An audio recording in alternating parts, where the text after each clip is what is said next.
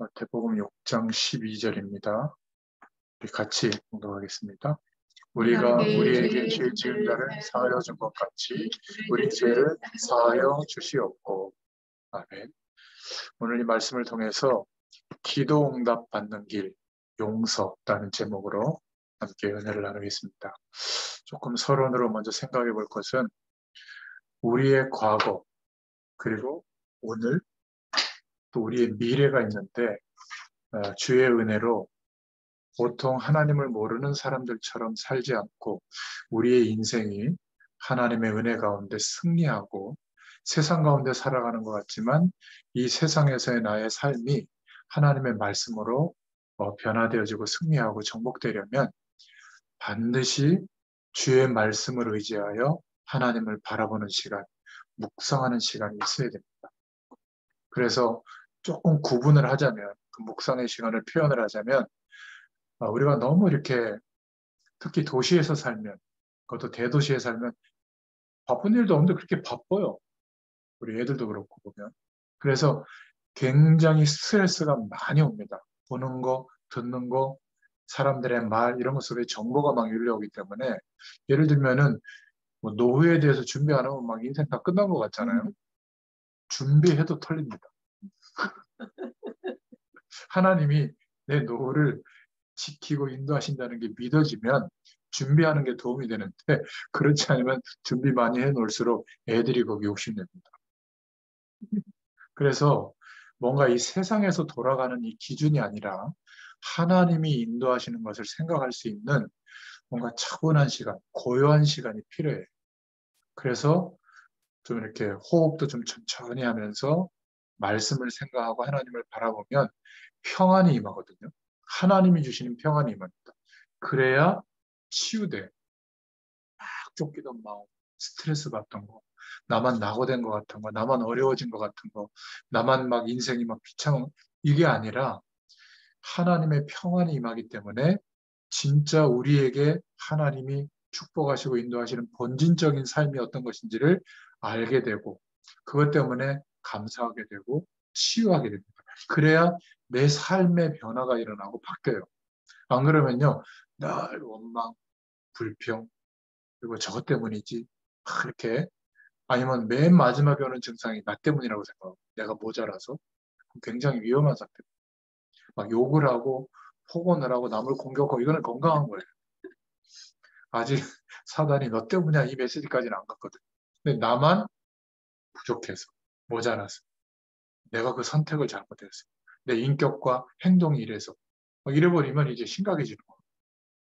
꼭 말씀을 의지하여 고요한 시간을 하세요. 말씀을 의지한다고 하니까 막 대단한 메시지 붙잡으려고 하지 말고 여러분들 교회에 주일날 예배드린 그 말씀을 서론, 본론, 결론 간단하게 정리해 놓고 이것을 두고 하나님이 이 말씀을 주셨는데 이 말씀을 통해서 성령께서 오늘 내가 살아가야 되니 어떤 축복을 예비하셨습니까? 어떤 복음의 축복과 하나님의 영광을 알게 되도록 이 말씀을 주셨죠? 물어보세요. 그러면 지정의를 가지신 성령 하나님의 인격으로 함께하고 계시거든요. 성령께서 내 심령 가운데 말씀해 주세요. 뭔가를 깨닫게 해주시거든요. 그러니까 성령의 음성을 들을 수 있는 뭔가 이렇게 평안한 시간, 고요한 시간이 있어야 되는 겁니다. 잠깐이라도. 이 시간이 없는 거예요. 오히려 고요하면 불안해가지고 약속 잡아서 막 만나서 수다라도 떨어야 편하고 뭐 그렇습니까? 어디 세일하는데 뭐 이런 데 가보고 막 친구들 몇 명이 하여튼 여행도 가고 막 그 요즘 그룹 막 이렇게 소그룹 운동 속에 들어가가지고 줌바 댄스라도 하든지 뭐 아니면 뭐, 뭐 무슨 취미 생활 막 해야 그래야 이렇게 좀 살아가는 것 같은가요? 물론 그것도 해야 되지만 반드시 고요한 시간이 하루에 한 번 이상은 있어야 됩니다. 그때 내 나름대로 묵상할 수 있는 답들을 꼭 가지세요. 이거는 해도 되고 안 해도 되는 건 아니라 이 시간이 없으면 하루가 세상에게 먹혀요. 나의 연약함이 계속 내 하루를 장악해버린다. 여기서 벗어나야 돼요. 두 번째 묵상은 의미를 찾아야 되거든요. 모든 우리의 삶은 우연히 주어지는 게 없어요. 절대적인 하나님의 주권 속에 허락되어지는 것이라면 왜 하나님이 그렇게 하셨을까를 내 생각으로 고민하지 말고 말씀을 붙잡고 하나님을 바라보면서 의미를 물어보고 찾아보세요. 성령께서 깨닫게 해주십니다. 작은 것이라고 생각했는데 이게 엄청난 하나님의 계획이었던 거예요. 코로나라고 하는 이 팬데믹 상황, 아예 국가에서 행정적인 명령으로 3명 이상 모이지 못하도록 작년엔 그랬잖아요. 이게 위기가 아니라 뭔가 하나님의 메시지가 있었던 거예요. 저는 모든 이 전도 운동을 시간과 공간 안에서만 한 거예요. 이렇게 만나서만 하도록. 그냥 문자로 좀 보내는 정도. 그런데 벌써 7, 8년 전부터 이 줌, 이런 비대면으로 영상으로 만나서 회의도 하고 서로 간에 소통할 수 있는 미디어를 하나님이 허락해서 그들이 만들어 놨거든요. 근데 우리는 전혀 관심도 없었어요. 근데 법으로 금지하니까 말씀은 전달해야 되고 소통은 돼야 되니까 저같이 무식한 사람도 줌을 써본 거예요. 처음에 얼마나 어색하든. 제가 처음 했던 거 보면 되게 막 쑥스러워하고 발음도 안 되고 말도 잘 안 나고.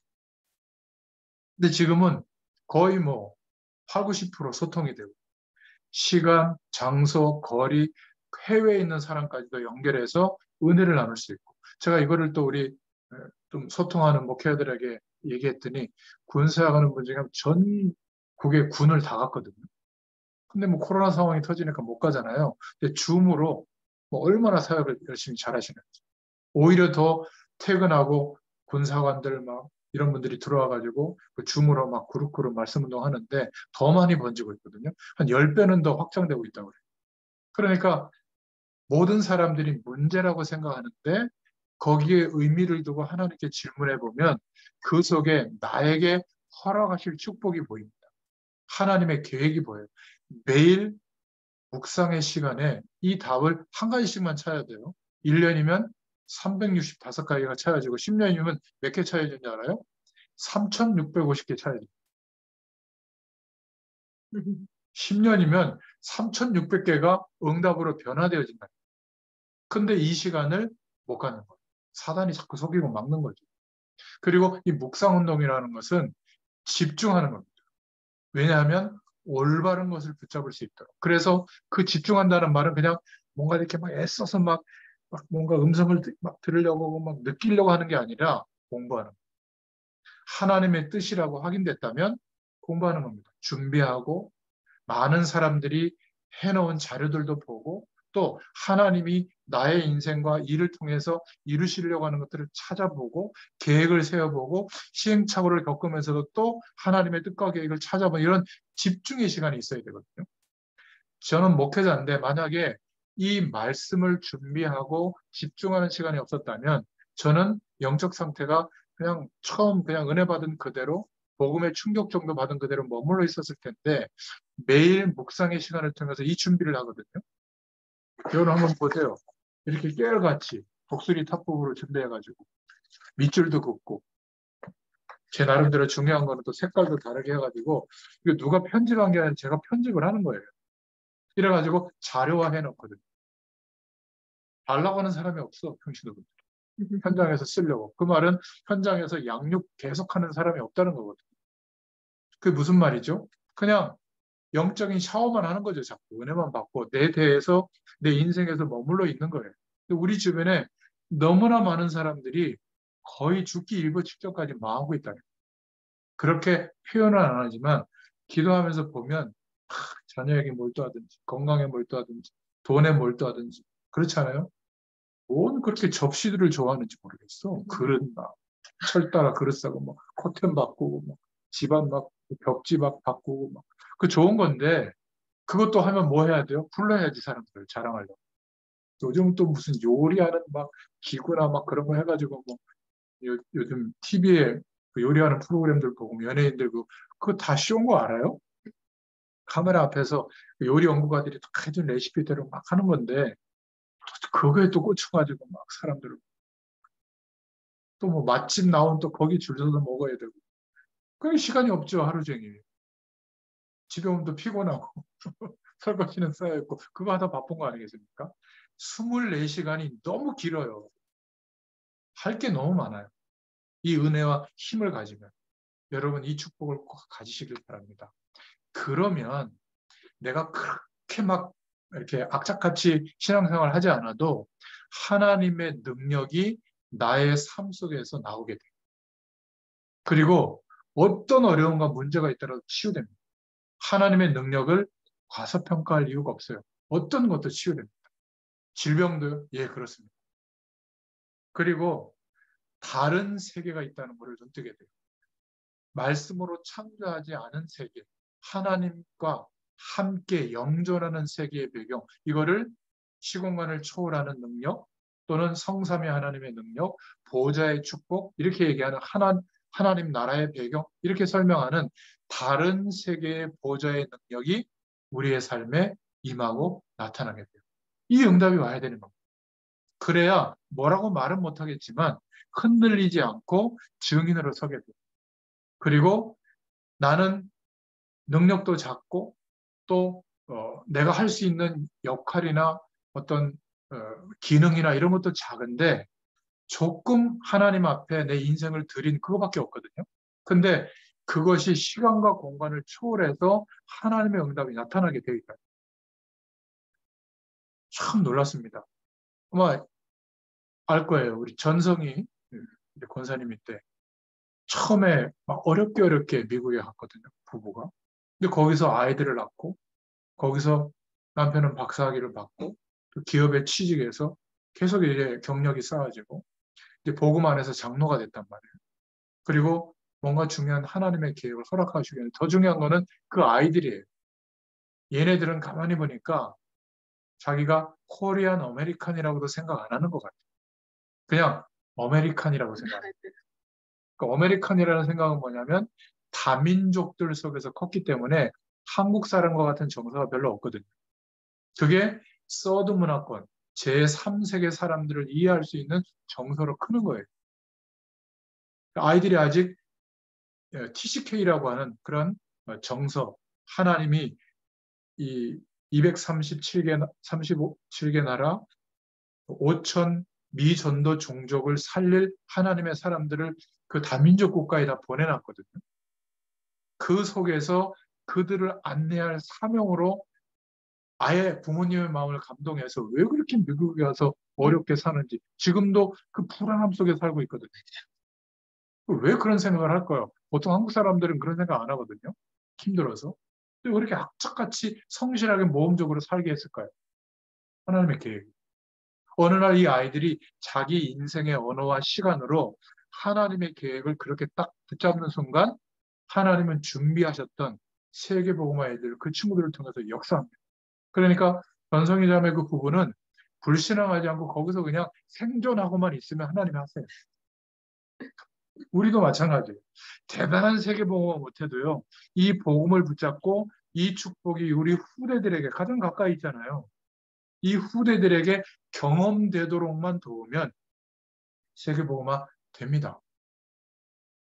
목사님이 그렇게 하랬다. 이 전도 이제 다 빼고 우리 자녀들만 이 축복을 전달해야지 애들 막 집 나갈 수도 있습니다. 너무 악착같이 막 예배드리고 이런. 그 인생관이 회복이 되어지면 모든 삶 가운데 이 은혜가 임합니다. 그런데 이 출발이 막상 여러분 도전해 보시기 바랍니다.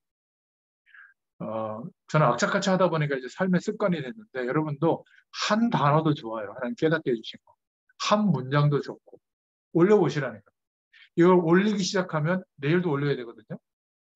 내일도 올리려면 그 시간을 확보해야 돼요. 근데 이걸 안 올리면 안 해도 돼요. 그냥 내가 타협을 해버린다.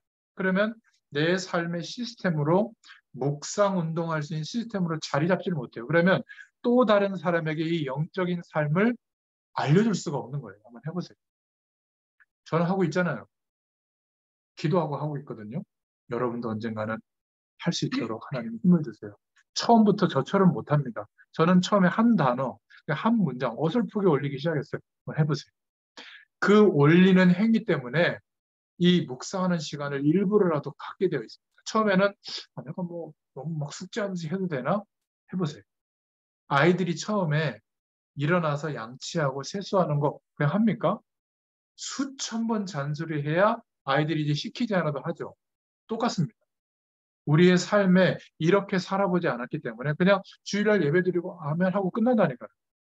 아니면 그냥 영상으로 메시지하는 거 듣고 아멘 하고 끝난다니까요. 그거는 내게 레마로 부딪혀와서 붙잡고 인도받는 인생관으로 역사하는 말씀이 아직 거기까지 안 간 거예요. 하나님은 누구에게나 단 10분이라도 이 시간을 가지면 이 놀라운 축복을 허락해 주십니다. 저는 직업상 1시간 이상 가질 수밖에 없는 게 말씀을 준비해서 심부름해야 되니까 매일 하고 있거든요. 제가 지금 여러분들에게 설교를 하고 있다면 그냥 선포하고 말 거예요. 근데 이 말씀 운동 시간은 설명을 계속 해주는 겁니다. 여러분들이 이해가 되고 마음에 아 그렇구나 저거는 꼭 해야 되는 거구나라고 이해가 되면 그때부터 하기 시작하거든요. 한번 도전해 보시길 바랍니다. 그 은혜를 하나님이 주시려고 하는 거예요. 그러면 여러분 스스로도 포기한 여러분들의 인생이 너무나 놀랍게 변화가 일어납니다. 그리고 그 변화 속에 하나님이 일하고 계시는 것이 보여질 거예요. 그쪽으로 결정하고 인도받게 됩니다. 그래서 오늘 이 서론의 내용을 두고 소요리 문답 제 오늘 105문인데요. 뭐라고 질문을 했냐면 주님이 가르쳐 주신 기도의 5번째 기도를 뭐라고 말하고 있는가? 우리가 우리 죄를 사하여 준 것 같이 우리 죄를 사하여 주옵소서라고 기도하라고 했다. 그런데 그것은 하나님께서 그리스도를 위하여 그렇게 하라고 했다. 우리의 모든 죄를 허물 없이 용서해 주시기를 기도하는 것이다 라고 설명했죠. 이는 그의 은혜 때문에 우리가 진심으로 다른 사람을 용서하는 것이다. 이걸 기도하라고 했다. 이렇게 답했습니다. 이 주기도문은 제자들이 질문한 것에 대해 조목조목 답한 게 아니라 우리가 기도를 어떻게 해야죠? 기도를 가르쳐 달라고 했을 때 예수님이 하신 기도의 원리, 규칙, 내용이거든요. 그래서 예수님께서 너희들이 하나님이 주시는 기도 응답을 꼭 받으려면 이렇게 해라라고 말씀을 주신 거예요. 그러면서 지금 용서를 말씀하신 겁니다.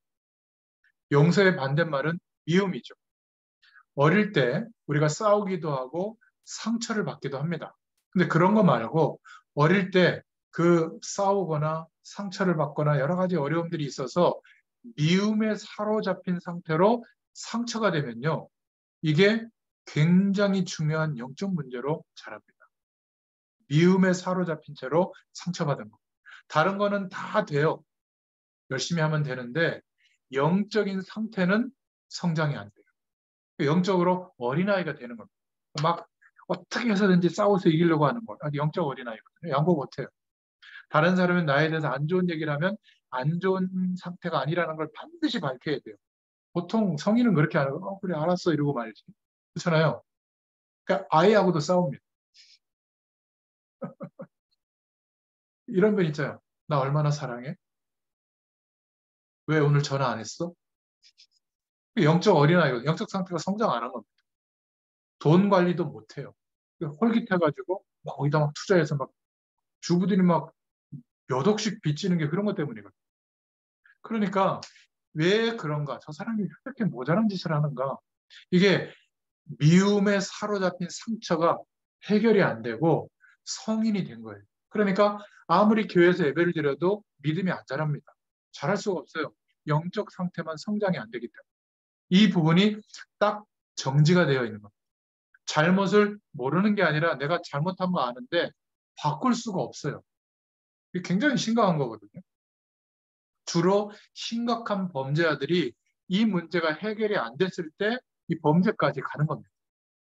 그 상처가 좌절로 오는 것도 문제예요. 이게 마음에 오는 문제거든요. 이 좌절로 오는 사람들은 미움으로 오지 않고 뭔가 무기력한 좌절로 오는 사람, 뭔가 이렇게 나는 안 되지? 이런 사람은 마약이나 술이나 도박이나 타락하는 쪽으로 갑니다. 그 상처 때문에. 근데 미움으로 상처가 되면요. 분이 일어나고 이게 굉장히 심각해서 범죄 행위까지 가는 겁니다. 그러니까 극단적인 범죄를 저지르는 사람들이 따지고 보면 이런 미움으로 상처받은 그 내용이 해소가 안 된 거예요. 그러니까 막 어떤 사람은 5살, 6살 때 기억을 하고 막 자기를 막 그렇게 막 어마어마하게 힘들게 했던 그 부모님을 나중에 죽이잖아요. 굉장히 심각한 겁니다. 그리고 어렸을 때 학교 다닐 때 받았던 그게 막 미움으로 막 한이 돼가지고 성인이 돼서 그 사람들 찾아가서 죽입니다. 그게 드라마로도 나오고 하잖아요. 그러니까 미움으로 빠져버리면 굉장한 범죄자로 갈 가능성이 많아요. 그래서 우리가 복음으로 치유해 줄 수 있는 것, 또 우리가 기도할 때 주님이 가르쳐 준 대로 용서하는 축복을 우리가 누릴 수 있다면 그들을 범죄자로 가지 못하도록 돕는 길이 되기도 해요. 더 중요한 것은 오늘 본문에 쉽게 말하면 기도 응답이 없다라고 말씀하신 것과 같습니다. 내가 형제를 용서해 준 것처럼 용서해 달라고 기도해라. 예수님이 이렇게 말씀하셨는데 이 무슨 말이냐면 용서해 줬으면 나에게도 용서해 주시겠다. 네가 그 사람들을 형제를 용서 안 해줬으면 나도 용서 안 해주겠다. 이런 얘기가 되는 거거든요. 그러니까 하나님이 주시는 기도 응답이라고 하는 이 상황을 두고 심각한 문제에 부딪히게 되는 겁니다. 오늘 이 내용이. 그러면 과연 용서가 되느냐? 용서됩니까? 사실은 누가 여러분들 자녀를 죽였는데 아니 죽인 건 고사하고 막 괴롭히는데 용서되든가요? 안 돼요. 우리 부모를 누가 죽였는데 나를 막 완전히 고립시켰는데 용서가 됩니까? 용서가 돼야지. 이게 쉬운 게 아니에요. 우리는 실제로 이런 미움 속에서 막, 막 분노 속에서 갖게 된 상처를 많이 가지고 있는데 우리는 어떻게 해야 될까? 이건 누구나 다 가질 수 있는 부분입니다. 내가 아무리 구원받았지만 미움이라는 데 사로잡혀 있기 때문에 결국 육신에도 해결되지 않을 만한 불치병이 올 수 있는 거예요. 우리가 이 병에 걸리면 죽어버리면 되는데 범죄자가 되면 다른 사람에게 피해를 주게 되는 거거든요. 그러니까 기도 응답을 많이 못 받고 허덕이는 부분들 보면 사람들을 보면 대부분 이 부분에 걸려 있는데 잘 모르고 있는 거예요. 그리고 모르고 있는 많은 사람들이 또 그런 사람들을 굉장히 안 좋게 평가하거든요. 이 사람들이 어디에서 치유받을 데가 없어서 그런 이상한 불건전 신비주의하는 이상한 타락된 집단에 막 그냥 빠져드는 겁니다. 그러니까 과연 우리가 충격을 받고 상처 입었는데 그런 어려움들을 주는 사람들을 용서할 수 있느냐? 결국 우리는 시대마다 하나님이 그 용서의 축복을 딛고 일어서서 오히려 하나님의 응답을 누렸던 일곱 렘넌트, 일곱 하나님의 사람들, 우리가 메시지 속에서는 얘기했지만 그런 대표적인 인물 요셉 같은 경우 얼마나 어려움을 많이 겪었습니다. 근데 요셉은 그런 미움을 넘어섰어요. 오히려 용서했잖아요. 그 어마어마한 힘과 권력이 있었는데도 그렇죠. 그러니까 그렇게 볼 때 주님이 용서를 말씀하신 이 부분이 우리에게도 굉장히 중요합니다. 어, 과연 우리가 용서가 가능하냐? 진짜 하나님의 응답을 받고 살아야 되는데 이 용서가 안 되니까 마음에 사로잡혀 있으면 내가 영적으로 문제도 오고 병도 걸리는 줄 아는데 용서가 안 되지 않고 있습니까? 그래서 사람이 살다 보면 이런저런 상처 같은 게 있을 수 있는데 미움이라고 할 정도로 사로잡힐 상처가 있다면 심각한 거다. 그렇다면 예수님의 말씀대로 기도 응답이 없게 되거든요. 아무리 기도해도 이거는 보통 문제가 아닌 거죠. 그래서 오늘 본론으로 말씀드린 내용을 여러분들이 잘 이해하고 정말 하나님의 축복을 누릴 수 있는 기도가 회복되기를 축원드립니다. 첫 번째는 다윗을 보고 요셉을 보니까 이 용서가 가능한 거예요. 어떻게 가능하냐면 하나님의 사랑을 많이 받은 사람은 용서가 가능해요. 내가 어려움이 오고 상처가 되고 굉장히 문제가 많았는데 하나님의 그 어마어마한 사랑을 너무 많이 받고 나니까 그게 잊혀지는 거예요. 인간적인 사랑도 마찬가지입니다. 내가 자랄 때 부모로부터 아무 배경과 도움이 없더라도 정말 극진히 사랑하는 사람을 만났다. 그러면 어떻게 돼요? 부모의 사랑 못 받은 게 상쇄됩니다. 그죠? 저 같은 경우도 뭐 어머니가 일찍 돌아가셔서 어머니에 대한 그런 애틋한 마음이 초등학교 5학년 말부터 있었는데 저희 집사람을 만나고 저희 집사람이 정말 저를 사랑해주고 뭐라고 그래야 될까? 첫 번째 사람이래요, 제가. 첫사랑. 그러니까 실망도 많이 하지만 그렇게 아껴주고 제가 목회자로서 인도받을 수 있도록 가장 믿음의 말을 해줘요. 언제든지 힘들면 얘기하라고. 와. 보따리 싸겠다. 걱정하지 말고. 그게 얼마나 돈을 이거밖에 안 벌어. 우리는 어떻게 살라고. 이러면요. 쪼그라들어요. 이 남자들의 마음이. 근데 걱정하지 말고. 다른 건 몰라도 당신이 원하는 일을 마음껏 하라고. 내 집은 책임지겠다. 얼마나 감사합니까? 제가 애 셋 키우는데 우유 3번밖에 못 탔다니. 3번 탔나? 그것도 정확하지 않아요, 숫자. 그리고 제가 집안일을 요즘 해보니까 이 어려운 일을 몸무게 45kg 넘어간 적이 없어요. 그 조그만 사람이 애 셋을 혼자 키우면서 다 해낸 거예요. 야, 대단하지 않아요? 여러분도 대단하지만 저 집사람 대단하더라고요. 저와 똑같이 신학대학 나왔습니다. 목회 얘기를 딱 접고 쉬운 게 아니거든요. 제가 고마워하고 어떻게 하든지 우리 사회 뭐 한다 그러면 100% 오케이. 막 밀어주려고 하거든요. 마음적으로도 고맙고. 그러니까 인간적인 사랑도 메꿔지는데 우리를 구원해 주시고 시공간을 초월하신 하나님의 은혜와 능력을 우리가 경험하잖아요. 용서할 수 있어요. 왜 용서 못하냐? 이 사랑이 미움보다 아직 작은 거예요. 우리 장재현 집사님은 집을 오픈해서 이렇게 도대체 몇 년간이에요? 우리 한 20년? 더 됐죠? 20년? 자기 집을 오픈해서 이렇게 하는 게요. 쉬운 일이 아닙니다. 다른 사람들이 오는데 집에. 개인 스케줄도 있고. 근데 이게 왜 가능하죠? 제가 몰랐어요. 저는 이런 사람들만 만나서 말씀동안 우리 교회 성도들이 자기 집을 오픈 안 한대. 말씀 운동을 안 한대. 그래서 그 지도하는 목사님들한테 물어봐서 왜 그러냐 그랬더니 목사님 몰라서 그래요. 뭔데? 자기 집에 사람이 오는 걸 힘들어한대. 전 오직 예수는 하는데 오직 복음 하는데 또 간식 좀 준비하고 사람들 연락하는 이게 부담스럽고 힘들어서 못 한다는 거예요. 그러냐고 난 이해가 안 되더라고. 근데 무슨 오직 예수예요? 목사님 몰라서 그렇지 성도들이 그렇다는 거예요. 그 말은 무슨 말이죠? 하나님의 그 크신 사랑과 은혜가 그 정도 경험이 안 된 거예요. 근데 말은 오직 예수 하고 있는 겁니다. 똑같은 말로 적용하려면 왜 용서가 안 될까요? 용서하라 그 말이 아니에요. 하나님의 은혜와 사랑을 충분히 경험하지 못하고 있기 때문에 화나는 겁니다. 상처가 막 되살아나는 거죠. 누가 그 비슷한 분위기를 띄기만 해도 막 폭발할 수밖에 없는 거죠. 근데 같이 사는 가족들은 그거 알아요, 몰라요? 그 뇌관을 안다니까. 그러면 교묘하게 건들고. 그래갖고 어느 날 확 쑤십니다. 그러면 막. 그때 이 상처가 해결 안 되는 미움 속에서 있던 사람들은 살인도 저지르는 거예요. 막 분이 극도로 달해가지고. 그래서 요셉 다윗이 대단한 사람들이 아니라 이 사랑을 체험한 그러니까 과거도 잊을 수 있고 용서도 되는 겁니다. 다윗이 얼마나 고통당했어요. 근데 하나님의 축복을 많이 받으니까 용서가 가능한 겁니다. 여러분, 저와 여러분도 그렇고 우리 후대들이 하나님의 사랑을 많이 받으면 무엇이든지 어려움을 이겨낼 수가 있어요. 여러분 세상에 나와서 일해 보세요. 나를 도와주는 사람이 몇 명이나 돼요. 다 이용하고 나를 넘어뜨리려고 하지. 그렇지 않아요? 근데 그거를 피하면 어디 쓸 데가 있어요? 없어요. 경제활동 못합니다.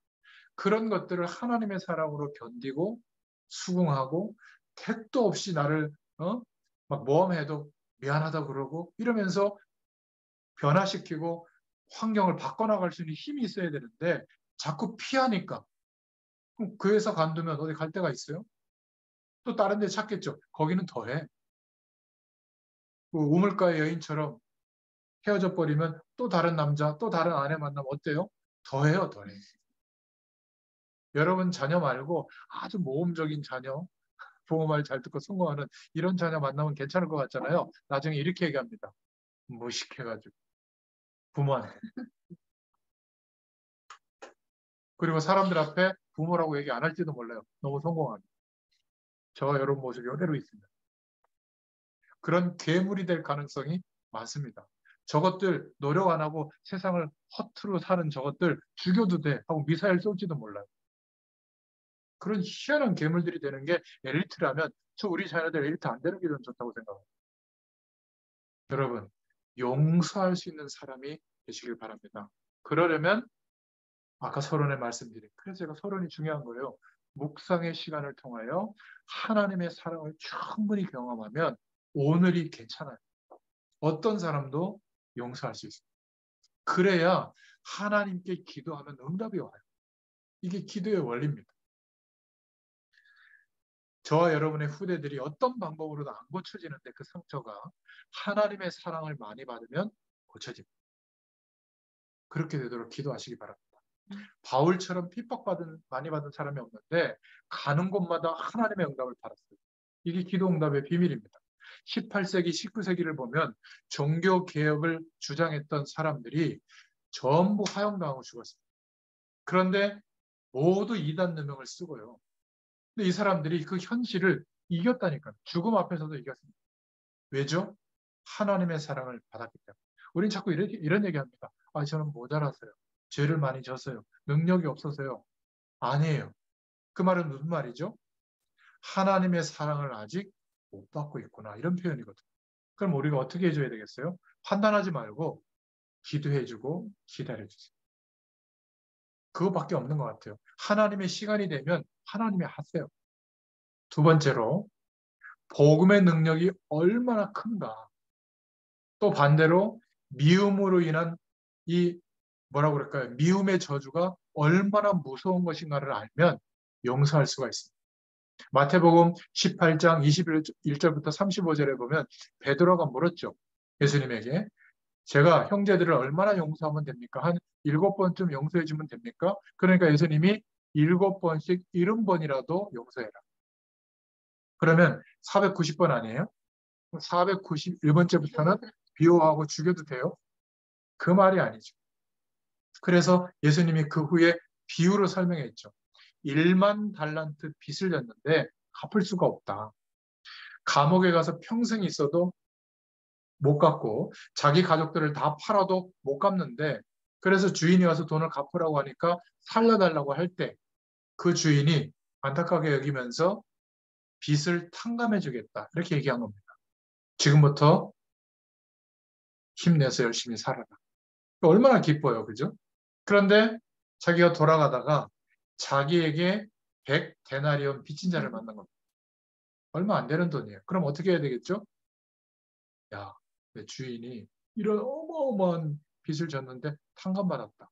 그래서 나도 이 조그만 거, 너 빚진 거 탕감해 줄게. 이래야 될 거 아니겠어요? 야, 이 도둑놈. 언제 갚을 거야? 그거 언제 빌려줬는데 아직도 이래? 그건 내놓으라. 이렇게 하면 그걸 주인이 알게 됐을 때 어떻게 될까요? 너 다시 감옥에 들어가서 이 1만 달란트 갚을 때까지 그 속에 있어. 가족들 다 노예로 삼아버릴 거야. 예수님이 그 비유를 한 거거든요. 우리가 억만제약으로 비교할 수 없는 영원히 멸망받을 수밖에 없는 원죄와 자범죄와 세상의 권세, 마귀의 권세에 완전히 장악되어 있는 여기에서 용서를 받았는데, 그죠? 완전히 해방해 주시고 영원한 생명의 축복으로 옮겨 주셨는데 이것을 정말 아는 사람은 감사하겠죠. 그러니까 어떤 사람은 영적으로 시달리다가 해방된 사람은 알아요. 이 축복이 뭔지. 정말 시달려본 사람. 3대, 4대 율법으로 막 신앙생활하면서 교회 다니는 그런 사람들은 아무것도 모릅니다. 무속인 한 40년 정도 하다가 이 영적 사실을 알고 예수님 영접하고 막 해방되고 나서 너무 좋아서 귀신에게 시달리다가 그날로 끝나버렸거든요.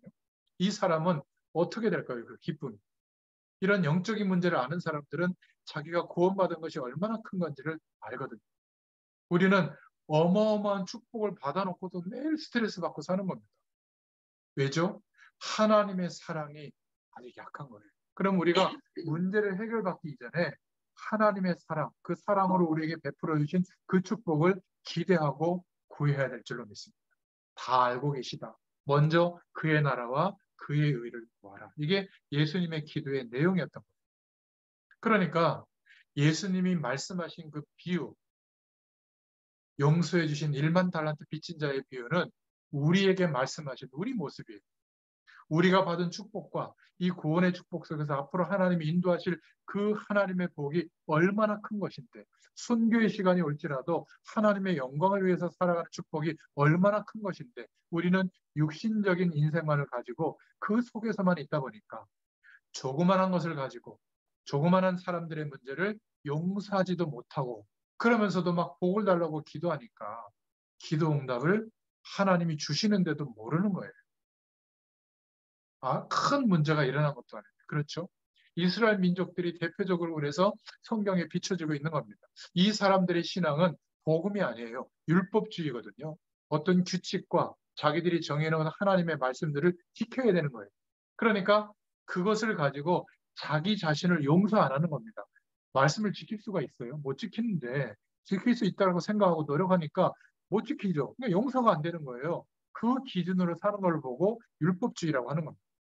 그리고 이 사람들은 속국, 포로가 되고 식민주의가 되고 속국이 됐기 때문에 늘 눌려 있는 겁니다. 상처가 된 거죠. 이게 참 안타까운 거예요. 그러다가 이 율법을 가지고 다른 사람도 그 기준으로 늘 판단할 수밖에 없는 그런 삶을 살게 된 겁니다. 판단 기준이 그래요. 우리가 자칫하면 이런 식으로 갈 수 있습니다. 이러니까 남는 거는 뭐죠? 싸울 수밖에 없는 거예요. 누가 옳다 그러다 맨날. 가족끼리도 그거밖에 없는 겁니다. 하나님의 그 큰 사랑을 경험한 사람이 가족 중에 한 명만 있다면 어떻게 되죠? 용서합니다. 그러니까 용서해 줄게가 아니라 용서가 돼요. 이 축복을 모르는데, 내가 알고 있는데, 이게 실제인데 어떻게 기다려주지 못하고 똑같이 할 수가 있겠어요? 못해요. 감정적으로는 막 힘든데 하나님의 은혜를 또 생각해 보면 그게 돼요. 여기에 중요한 말씀을 오늘 주신 거예요. 우리는 그냥 주기도문 하고 막 넘어갔잖아요. 이렇게 중요한 겁니다. 사단의 공격이 어디서부터 시작되는가 안다면, 에베소서 4장 27절에도 보니까 사단이 믿는 자를 언제 공격하느냐? 시기, 미움, 질투, 살인이 여기서 다 나오는 거거든요. 미움 속에서 그 상처를 넘어서지 못하고 하나님의 이 엄청난 사랑이 있는데도 그 축복을 맛보지 못하고 결국 용서하지 못할 때, 미워해서 싸우고 분노고 이럴 때 사단이 틈타고 우리 속에 들어와서 역사해버리는 거죠. 우리가 정말 복음의 능력을 맛보고 있다면 용서가 돼요. 이 은혜를 누리시기를 축원드립니다. 세 번째, 더 중요한 이유는 예수님께서 직접 앞으로 미래에 대한 얘기를 하셨거든요. 기도 응답 받는 길이 뭐냐? 형제를 용서해 준 것처럼 너도 용서해 달라고 기도해라. 그 말은 기도 응답을 받는 아주 중요한 길이 되는 겁니다. 또 용서를 받는 길, 우리가 우리의 죄를 사하여 준 것처럼 나를 사하여 주옵소서. 그 말은 용서받는 길이 돼요. 하나님께로부터. 더 중요한 것은 지금 우리가 형제를 용서 못하는데 하나님이 날 용서하시겠느냐? 안 하겠다는 거거든요. 그러면 하나님이 우리를 용서해 주지 않으면 죄 짓는 만큼 죄악이 계속 오거든요. 여러분, 24시간이 되게 길거든요. 24시간을 우리가 천사처럼 살다가 하나님 수준으로 살다가 1초만 딱 범죄하면 한 번 범죄하죠. 1년이면 365개. 365개 재앙이 오는 거예요. 10년이면요, 3,650개 재앙이 임하는 거예요. 20년이면 어떻게 될까요? 요즘 평균 수명이 또 100세 시대라는데 평생 살고 나면 재투성이에요. 그러면 내가 지은 대로 다 복음을 붙잡아야 된다면 이거 우리가 죽어야 될 게밖에 없어요. 말씀을 그렇게 붙잡는 게 아닙니다. 그래서 용서해 주실 거예요. 어떻게 해요? 죄에 대해서 죽은 존재로 아예 하나님이 인정해 버립니다. 우리가 죄를 안 지어서 점점 착해져서 하나님이 인정해 준 게 아니라 여전히 죄투성이에요. 죄의 권세를 육신의 힘으로 이길 수가 없다는 것을 아시고 죄와 저주에 대해서 죽은 존재가 되게 한 게 복음이에요. 그럼 우리가 짓는 죄를 어떻게 해야 될까요? 성령의 도우심을 구해야 돼요. 여러분의 인격과 여러분의 신앙의 연륜과 여러분이 알고 있는 은혜의 경험으로 못 이겨요. 매일 주님의 도우심을 구하세요. 그러면 내 인격은 모자란데 죄의 권세와 세상의 권세를 이기게 돼요. 용서할 수 있는 힘도 생깁니다. 우리가 전부 용서받았는데 우리의 상대를, 형제를 용서 안 해주고 미워하면서 우리가 재앙을 다 받으면 이게 말이 안 되잖아요. 그래서 예수님은 기도를 알려주신 겁니다. 기도 응답 받는 길, 용서해. 이게 굉장히 중요한 말이에요. 우리가 우리 죄를 사하여 준 것 같이 우리 죄를 사하여 주옵시고라고 기도해라. 그래서 결론적으로 미움과 열매들이 있는데 세상에서나 교회에서나 가정에서나 현장에서 제일 많이 일어나는 게 미움입니다. 그렇지 않습니까? 왜 예수님이 오늘 이 말씀을 하셨을까? 세상 가도 그렇고 교회 가도 그렇고 제일 많이 나오는 게 미움과 그 열매들인데 시기가 열매를 맺이거든요. 얼마나 시기 질투가 많아요. 이런 실수를 하게 됩니다. 가장 하나님의 축복을 받아야 되고 가장 응답을 받아야 될 우리가 미움 속에서 막 시기 가운데 빠져 있고요. 심지어는 많은 사람들을 자꾸 질투하는 겁니다. 완벽한 축복이 임했는데도 경험이 안 되니까. 여러분, 시기 질투는 비슷한 말 같아도 질투는 행동으로 나타나는 거거든요. 그리고 지나치게 세상적인 욕심을 갖다 보니까 비교의식을 가지고 자꾸 비교합니다. 그러니까 우리 자녀에게 스트레스가 자꾸 되는 거예요. 자꾸 비교하는 거예요. 우리 자녀는 우리 자녀 그 자체로 하나님의 생명을 가진 가장 존귀한 자가 된 거예요. 저 여러분도 마찬가지입니다. 하나님 앞에 세계보고할 만한 하나님의 능력을 받은 가장 존귀한 자가 된 거예요. 비교할 이유가 없습니다. 우리 모습 그대로 하나님의 능력이 임하고 나타나면 세계보고만 됩니다. 하나님은 충분히 그 능력이 있으세요. 이러다 보니까 놀랍게도 우리들의 교회, 한국교회, 세계교회는 늘 이런 것 때문에 분쟁에 빠져 있는 겁니다. 그러니 아무리 새벽마다 기도해도 당연히 응답이 안 오죠. 불신자들에게 조롱당하는 거예요. 지금 급격하게 코로나 이후에 성도들의 숫자가 줄어버렸거든요. 그리고 성도들도 이제 눈 뜬 거예요. 예배 안 드려도 괜찮거든요. 그리고 여기저기 방송 소리가 들어보니까 더 은혜되거든요. 그러니까 막 교회 안 가면 막 죽을 것처럼 막 황충이 먹고 막 11조 안 하면 막 주일 예배 성수 안 하면 막 사고 당하고 이럴 줄 알았는데 괜찮거든. 눈 떴어요. 그리고 교회마다 코로나를 대비해서 이제 다뭐 유튜브로 이제 방송한다고 하니까 그거 듣고 홍보 보내는 거예요. 그리고 주말에 놀러 갑니다. 당연히. 제가 우리 아들한테 한 얘기예요. 네가 주일날 교회 가서 말씀을 잘 들어라 그 말이 아니다. 한 주일의 시작은 하나님의 백성은 예배당에서 예배를 통해서 한 주일을 시작하는 삶의 태도가 무너진 거다. 그러면 어디서 시작하겠죠? 세상에서 시작합니다. 그럼 세상에서 시작한다는 말은 하나님 없어도 살만하다라는 가능성의 인생을 가지고 인생관을 가지고 시작하면 거기에 사단에 완전히 밥이 됐다. 아무리 노력해도 출발선상에 여전히 놓일 뿐이지 몇 년 지나도 똑같아요. 거꾸로 가요, 거꾸로. 그런데 아무런 일을 안 하고 예배당에 가서 졸지라도 너의 인생이 주일날 예배 드리는 것부터 시작하면 하나님을 인정하는 인생관으로 시작하는 것이 된다. 얘가 요즘 하는 말이에요. 아빠 너무 고마워. 그때 그 얘기를 해줘가지고. 내가 시행착오를 겪고 문제가 있을 때 문제를 지적하지 않고 그 영적인 이야기를 해줘서 고맙다는 거예요. 그러니까 요즘 반주를 하니까 저는 그 반주가 좋다 나쁘다를 떠나서 어차피 그 앞에서 목사님 말씀 듣고 또 늦게 일어나건 뭐 어쨌든 막 악착같이 가서 그 시간에 또 반주를 해야 되니까 그러다 보니까 자기가 너무 감사하다는 거예요. 모든 삶이. 이거만큼 큰 게 어디 있겠어요. 그러면 막 삶이 막 획기적으로 바뀌냐? 별로 없어요. 그런 거. 영적으로 바뀐 거예요. 이게 얼마나 감사해요. 이거는 못 도와줘요. 부모도. 기도로 밖에. 하나님의 시간이 되니까 하나님이 역사하시는 거 있죠. 그래서 예수님께서 직접 오늘 말씀하신 겁니다. 그렇다면 하나님의 사랑을 체험한 사람들의 열매는 어떻겠습니까? 손영원 목사님을 생각해 봤어요. 자기 아들을 죽인 사람을 양 아들로 삼았잖아요. 저런 믿음의 선배님들이 한국에 있었기 때문에 한국이 복음의 축복을 받는구나. 그런데 얼마나 하나님의 사랑에 감동을 입었으면 그 원수를 사랑할 수 있을까? 저도 생각해 봤지만 아직 저는 거기까지는 아닌 것 같아요. 저도 기도하고 있습니다. 우리 한국이 정말 복음적인 축복을 받는 믿음의 선배님 이런 사람들이 있어서 그렇고 여러분 저와 여러분들이 이 축복을 전하고 싶은 전도자를 부름받았는데 진짜 하나님이 하시는 이 복음운동, 전도운동을 제대로 하려면 영혼을 사랑하는 마음이 와야 돼요.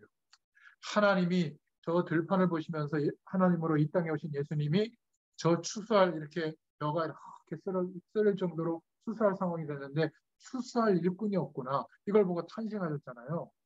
우리 주위에 너무나 많은 사람들이 있는데 이들이 이 축복을 모르고 살아가요. 여기에 대한 영혼에 대한 안타까운 마음이 없다면 사실은 전도운동은 못해요. 그 또 하나의 일이 되는 겁니다. 영혼을 사랑한다는 말이 무슨 말이죠? 여기에는 많은 것들이 포함되어 있는 겁니다.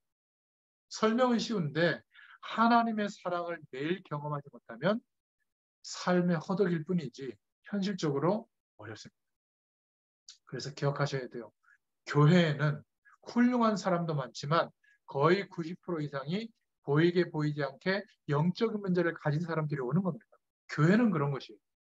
그래서 자꾸 왜 사람들이 이렇지? 왜 행정이 이렇고 교회의 모습이 이렇지? 당연한 거예요. 왜 밖에 현장은 그런데 좋은데 우리 교회는 이렇지? 당연한 겁니다. 이 사람들이 이상한 짓을 하기도 하고 막 미워할 만한 짓을 합니다. 근데 복음 가진 사람들이 여기에 속으면 안 돼요. 그 사람들의 영혼을 한번 생각해 보세요. 얼마나 불쌍합니까? 어릴 때부터 막 이런 미움 속에서 상처받은 것 때문에 시달리다가 심지어 말할 데도 없이 자꾸만 늘어나고 그래서 막 사람들에게 눌리고 환경에 눌리다가 심지어 어떤 사람은 영적으로 막 무슨 음성도 듣고 실제로 막 귀신이 들려고 보기도 하고요. 만약 이 사람이 여러분의 딸이라면 어떻게 할까요? 그런 생각 해보셨어요? 여러분의 아들이라면 누군가가 그 사람에게 복음을 줘서 되는 게 아니에요. 그 영혼을 사랑하는 마음으로 복음을 줘야 돼요. 그게 전도자의 심령이에요.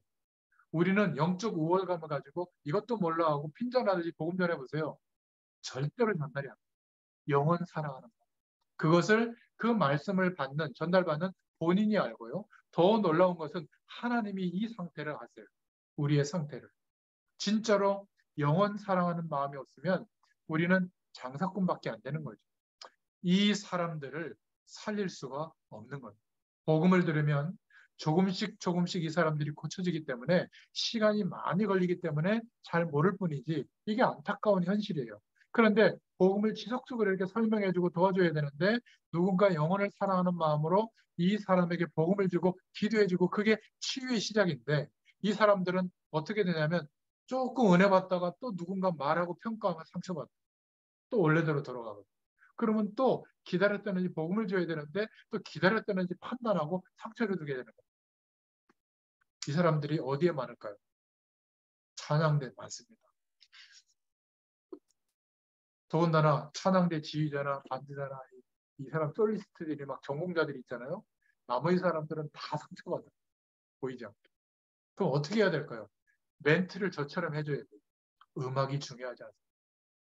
연습은 잘 시키는데도 음악적 완성도보다 여러분이 하나님 바라보는 중심의 완성도가 높아야 됩니다. 이러면서 연습시켜야 못해도 스트레스 안 받아요. 또 전공자들이 우쭐감을 안 가져요. 이래야 하나 되거든요. 그 하나 된 찬양이 하나님의 보좌를 뒤흔드는 찬양이 되는 겁니다. 근데 주로 그런 부분들은 신경을 안 쓰거든요. 그 막 제가 옛날부터 봤어요. 반주자와 그 지휘자의 그 막 그 싸움. 지휘자가 전공 안 했고 반주자가 전공했다. 맨날 싸움. 제가 생각할 때는 그런 게 아닌 것 같거든요. 막 이런. 다른 교회 모든 일을 다 그런다니까요. 근데 하나님의 사랑을 충분히 받은 사람은 교회의 일이나 모습 때문에 흔들리지 않아요. 다 양보합니다. 용서해주고 기다릴 수 있어요. 그러면서 조금씩 조금씩 헌신하고 서로를 도와주는데 굉장히 치유가 일어납니다. 굉장한 영혼 사랑을 가지고 복음을 전해줘야 치유가 된다. 기억하세요. 시간이 좀 걸립니다. 얼마나 걸리냐? 20년 걸릴 수도 있어요. 저처럼 하세요. 음악 현장에 도와줄 때. 몇 년 하고 포기하지 마시고. 치유가 좀 되면 누가 더 상처 주고 이러지 말고요. 그래서 이 사람들은 굉장히 예민해요. 안 그런 것 같아요. 상처받기 쉽거든요. 훈련되어 있기 때문에. 그래서 괜찮다. 이렇게만 하면 안 되고요. 왜 괜찮은지 보여주고 알려줘야 돼요. 하나님의 사랑이 있기 때문에. 꽉 찼어요. 우리의 삶 속에. 자, 어떤 경우는 우리가 이렇게 복음으로 헌신하는데도 그 사람이 치유가 안 될 수도 있거든요. 근데 기억하세요. 범죄 예방이 됩니다. 막 극단적으로 이 사람들이 막 범죄까지 가지 않게 되고 뭔가 하나님의 말씀을 듣고 기도하게 되거든요. 치유가 안 돼도. 따뜻하게 그리스도의 복음을 가지고 영혼을 사랑하면 그 사람에게는 영적인 막 어려움들이 잠재워질 수가 있어요. 완전히 치유 안 돼도. 그 영혼을 불쌍히 여기고 있는 사람이 교회에 와서 예배드려라 이렇게 하는 말하고 우리 교회에 자리 채우고 부흥시키려고 하는 사람이 교회에 와라. 그 사람의 상태도 이해 못하고 있어요. 그러면 완전 교회 와서 발전할 수도 있어요. 오히려 막 이상한 행동을 보일 수도 있거든요. 영혼을 사랑하는 사람은 간단하게 말해도 돼요. 옛날에 우리나라 초창기 부흥운동할 때 최건능 목사님이라는 분이 있는데 이분들은 그냥 간단하게 했습니다. 길거리 지나가다 예수 찬다. 안녕하세요. 이것도 없이 불신지요. 이러고 간 겁니다. 어떤 사람이 말 타고 가는데 그 말 타고 가는 사람한테 고함을 치거든요. 이 최건능 목사님. 예수 찬다. 그러니까 맞서 떨어지고. 다행히 안 다쳤는데 이 사람이 집에 가가지고 그 최건능 목사님 그 책을 읽어보면 밤에 잠을 자는데 천둥 소리처럼 예수 찬다. 불신적이 계속 들리더라고요. 밤새. 그 다음날 새벽기도 갔대요. 근처 교회. 본인이 예수님 영접하고 예수님 믿고 초대교회 중요한 전도자로 됐다는 일화가 있거든요. 예수천당 불신지옥 단어 간단하잖아요. 그런데도 성령이 역사하는 거죠. 왜 그죠? 왜 그렇죠? 영혼을 사랑하는 구령열에 불탔거든요. 우리가 아무리 복음 메시지를 잘 설명해도 우리가 영혼 사랑하는 마음이 없다면 영적 우월감을 가지고 평가하고 판단하는 것처럼 말씀을 전해준다면 구원의 역사가 일어나겠죠. 변화가 안 일어나겠죠. 우리 자녀도 마찬가지. 가장 가까이 있는 사람일수록 영혼을 사랑하는 마음 이게 생기면 하나님의 사랑으로 충만해지면 이 영혼 사랑에 대한 마음이 생기거든요. 그러니까 보살펴주게 되고 사랑으로 도와주게 되고 용서해주고 기다리게 돼요. 자, 이런 사람이 기도할 때 하나님이 완벽하게 준비하신 축복을 허락해 주실 줄로 믿습니다. 오늘부터 이 은혜 누리시기 바랍니다. 참 전도자로 영혼 사랑하는 축복을 누리면 지금까지 살아왔던 거 0으로 돼도요. 새로운 축복의 문이 열리기 시작할 줄로 믿습니다. 아멘. 그런데 형제를 용서 못한다? 있을 수 없죠. 내 마음하고 안 맞는다? 막 미워하는 마음이 든다? 그럴 수 없는 겁니다. 인격이 훌륭해서가 아니라 이 하나님의 사랑을 하나님은 우리에게 주시려고 하는 거예요. 이 축복을 누리는 또 한 주간 되시기를 축원드립니다. 하나님 너무 감사합니다. 예수 그리스도로 말미암아 우리에게 임한 이 놀라운 축복과 은혜가 우리에게 실제가 되도록 하루에 가장 중요한 시간을 찾아서 주의 말씀을 의지하여 하나님을 바라보는 묵상의 시간, 고요한 시간, 의미를 찾는 시간, 집중하는 시간이 회복되게 하여 주시옵소서. 그 은혜의 배경을 가지고 우리의 모든 삶이 하나님의 기도 응답을 누리는 삶이 되도록 역사하여 주시옵소서. 특별히 미움 속에 상처로 굳어졌던 것들이 있다면 예수 그리스도의 이름 앞에 완전히 무너지게 하시고 이 놀라운 하나님의 축복과 그 사랑이 우리의 사실적인 삶이 되게 하셔서 어떤 사람도 수용하고 용서할 수 있는 축복을 누리게 하여 주시옵소서. 하나님께 기도할 때마다 하나님의 놀라운 기도 응답의 문들이 열려지게 하여 주시옵소서. 예수님의 이름으로 기도드렸습니다. 아멘. 감사합니다.